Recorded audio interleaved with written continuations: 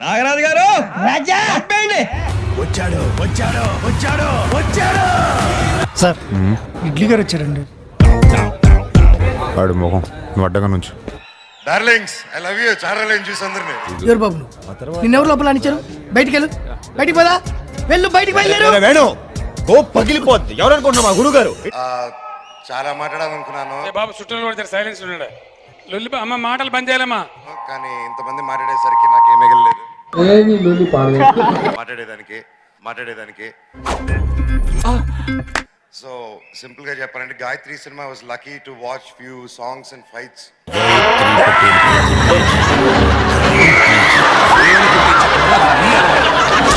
ఒకటి చెప్తాను, ఇప్పటివరకు నేను ఎన్నో ఫైట్లు చేస్తాను అనుకుంటాను కానీ ఏదో తేడాగా ఉందేంటి. నాన్నగారు ఫైట్స్ చేశారు, అలా నన్ను అన్నని మా జనరేషన్ అలా తుడిసి పక్కన పడేశారు మమ్మల్ని. ఏంటి బాబు అన్న ఇంకోసారి అన్న అలా తుడిసి పక్కన పడేశారు మమ్మల్ని. అరే నువ్వు కొంచెం దూరం పోయి కూర్చోపో, అక్కడ కూర్చోపో. అదేంట్రా అర్థం so I'm really got inspired. ఇక లైక్ అసలు ఏం మాట్లాడుతున్నా తెలుస్తుందా భయ్య నీకు? వ్యక్తిత్వాలు మార్చుకుంటారా అంటే అబ్బే మేము మారం ఇలాగే ఉంటామంటే ఎవరికి నష్టం. అంత డెడికేషన్ ఇది. బికాస్ మీరు చూస్తారు నేను ఎస్పెషలీ ఫైట్స్ గురించి ఎందుకు మాట్లాడుతానంటే ఆ డిపార్ట్మెంట్ మీద ఎక్కువ నాకు ఫోకస్ ఉంటుంది కాబట్టి. ఇప్పుడు ఏమంటున్నావు మరి? ఫైట్ చూడంగానే I was really shocked. Wow, okay మనం ఇంకా ఎంతో చేయాలి. పిల్లన డాష్ లో మనం అని చెప్పి క్లారిటీ వచ్చింది అనమాట చూసి. ఏం మాట్లాడతాడు నువ్వు? ఏం మాట్లాడతాడు నువ్వు? పిల్లన డాష్ లో మనం అని చెప్పి క్లారిటీ వచ్చింది అనమాట చూసి.